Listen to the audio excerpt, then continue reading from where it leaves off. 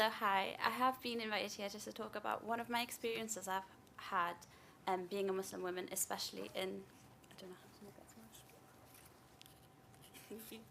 smudge. Living in Newcastle, but there have been more than one. And it was so surprising when I walked in here today and I was speaking to some of the girls and I was speaking to some of the sisters and I was like, okay, well I'm sitting over there, so who's sitting with me? And they said, oh, this other sister sitting with you. But they all had an experience and they all had something to share. And they were like, oh, well, this has happened to me and this has happened to me.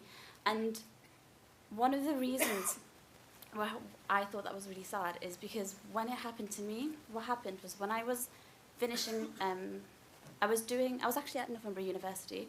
I'd finished my lectures and I'd finished my seminars, doing a bit of revision, going home on the metro. And I was sitting and a lot of rowdy people got on. And they were shouting abuse at me. And I was like, okay, if they're shouting abuse at me and they're sitting away from me, that's fine. They can say what they want to me, it won't hurt me, as long as they don't approach me. And all of a sudden, what do you see? A man comes up to me, sits right next to me, and he's just staring at my face. Well, not my face, staring at my face veil. And I was trying my hardest not to I was just trying to block him out. And then he puts his arm around me, tries to grab it off me, and goes, I just want to see your face, but I just want to see your face. What are you hiding? I want to see your face. Before that, they were all screaming abuse as to why is she covering her face? If I was to do that, someone would say something to me. I just froze. I didn't do anything. I always thought, if that was to happen to me, I would fight. If that was to happen to me, I'd try and shake them off. But you don't. You just don't know how you would react. Nobody on that metro defended me. I got off, and I was like, okay, nothing happened to me. I'm fine. I'll go home. Went home, went back to university the next day, wearing the same attire, went and sat with my friends, and I was like, oh, guess what happened to me last night? When I was explaining it to them, it was kind of like, that wasn't okay. Like, you should report that. But even at that time, no one said, oh, let's pick up the phone and let's call the police. No one thought that because we're just used to it.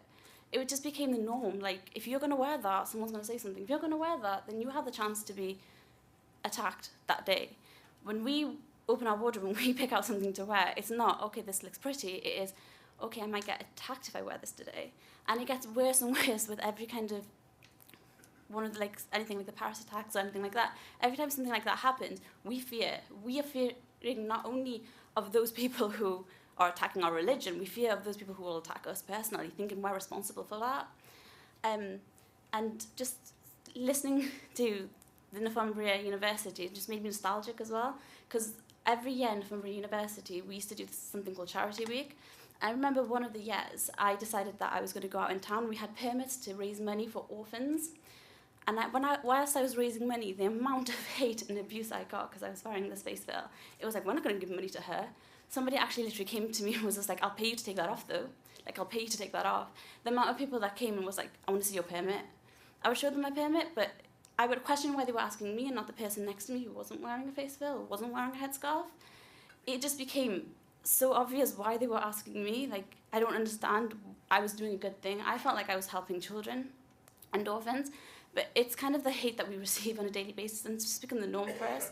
And although when we see all these attacks and all these things happening, we don't see it on a personal basis. This is my personal story, and this is my personal struggle. This is something that I personally went through, and only I would know how it affected me. And I'm glad that it affected me. I'm glad that I was on the metro that day and not my mum. I'm glad that I was on the metro that day and not my grandma, because I don't know how that would have affected them. I don't know if they would have been able to walk out the house again. But yeah, I just wanted to share that with you guys today.